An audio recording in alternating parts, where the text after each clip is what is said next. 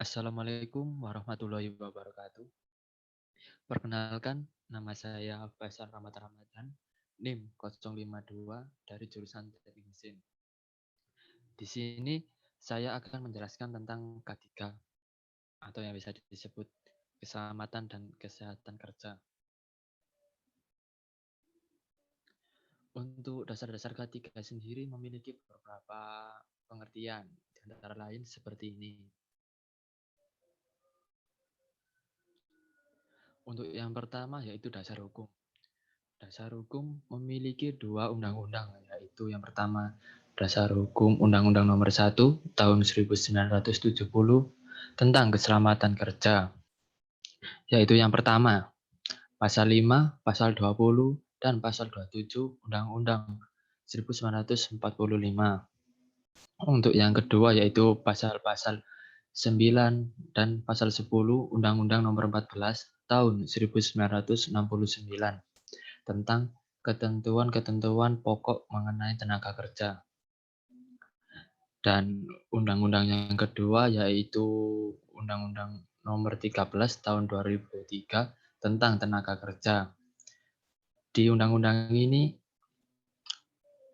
memiliki pengertian yaitu tenaga kerja adalah setiap orang yang mampu melakukan pekerjaan guna menghasilkan barang atau jasa baik untuk memenuhi kebutuhan sendiri maupun untuk masyarakat.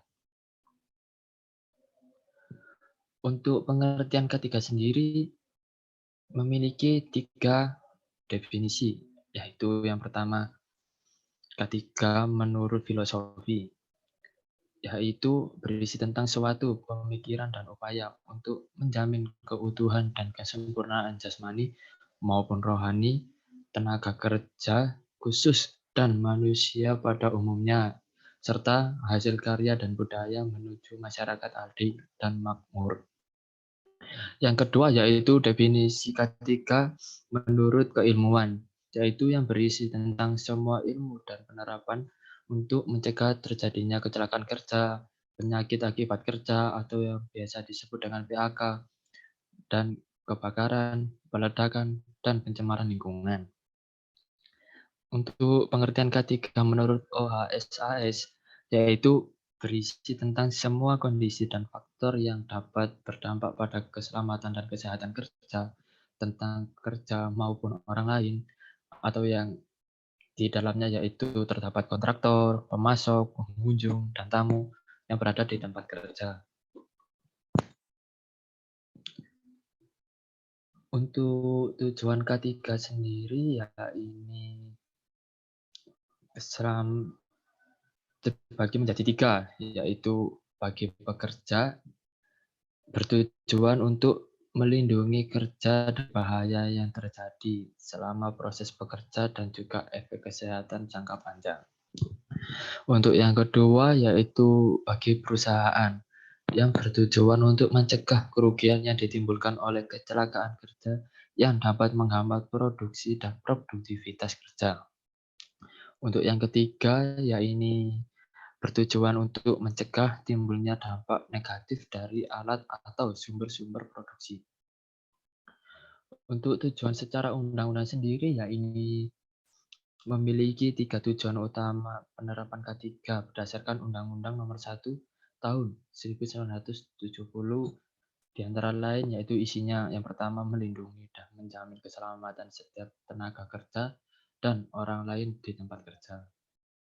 Untuk yang kedua yaitu menjamin setiap sumber produksi dapat digunakan secara aman dan efisien.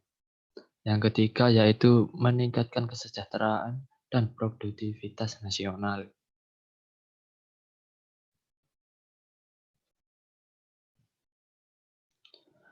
Untuk ruang lingkup sendiri yaitu K3 diatur oleh Undang-Undang Keselamatan Kerja dalam segala tempat kerja, baik di darat, di tanah, di permukaan air, di dalam air, maupun di udara, yang berada di dalam wilayah kekuasaan hukum Republik Indonesia, yaitu menurut Undang-Undang Nomor 1 Tahun 1970 yang memiliki 8 poin.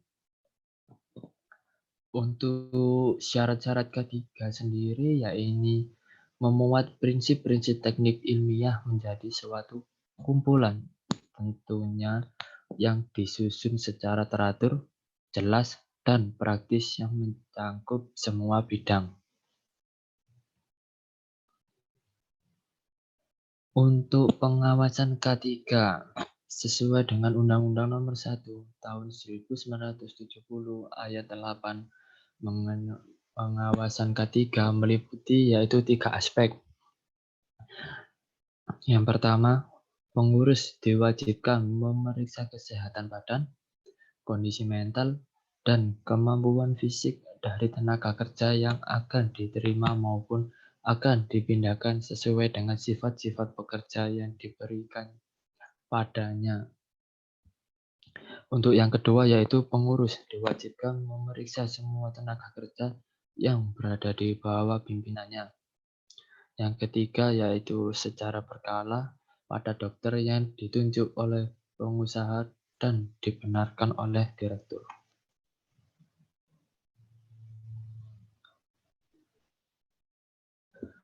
Untuk pembinaan K3, pada pasal 9 Undang-Undang Nomor 1 Tahun 1970 menjelaskan bahwa agar keselamatan dan kesehatan kerja, maka pengurus diwajibkan menyelenggarakan pembinaan bagi semua tenaga kerja dalam pencegahan kecelakaan dan pemberi pertolongan pertama pada kecelakaan, dan juga pengurus harus menunjukkan dan menjelaskan pada tiap tenaga kerja baru tentang yang berisi kondisi-kondisi dan bahaya-bahaya serta yang dapat timbul dalam tempat kerjanya. Yang kedua, pengaman dan alat-alat perlindungan yang diharuskan dalam tempat kerjanya, alat-alat perlindungan diri bagi tenaga kerja, dan cara dan sikap yang aman dalam melaksanakan pekerjaannya.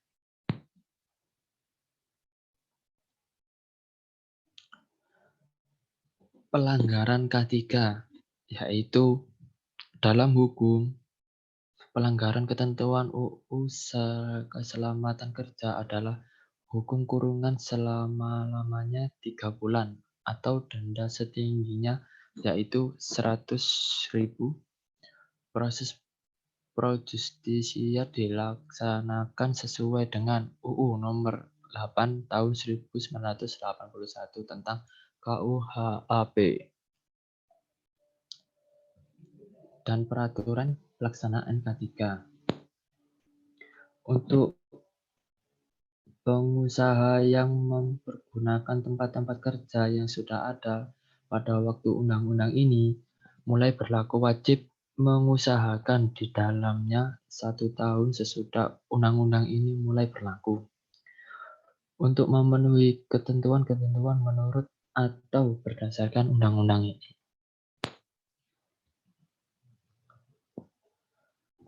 Untuk metode pencegahan kecelakaan kerja dan gangguan kesehatan, yaitu di dalamnya penyediaan personil dan fasilitas P3K dengan jumlah yang cukup dan sesuai sampai mendapat pertolongan medis dan proses perawatan berkelanjutan.